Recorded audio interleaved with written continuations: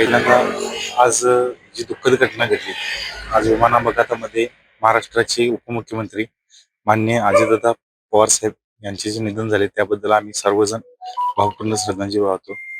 आणि दुसरी गोष्ट म्हणजे आज आम्ही सगळा प्रचाराचा कार्यक्रम थांबवलेला आहे, की राज्याचे उपमुख्यमंत्री व महायुतीतले घटक पक्षाचे नेते होते त्यामुळे आम्ही सगळा प्रचाराचा कार्यक्रम हा रद्द केलेला आहे.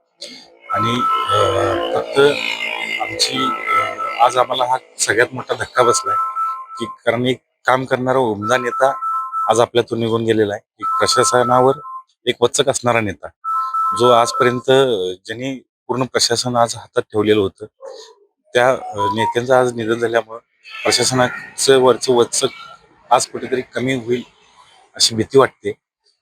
आणि इथून पुढे येणाऱ्या काळात प्रशासनामध्ये वचक असणारा नेता असं कोण आता आम्हाला तरी दिसत नाही. त्यामुळं भावपूर्ण श्रद्धांजली वाहतो आणि थांबतो.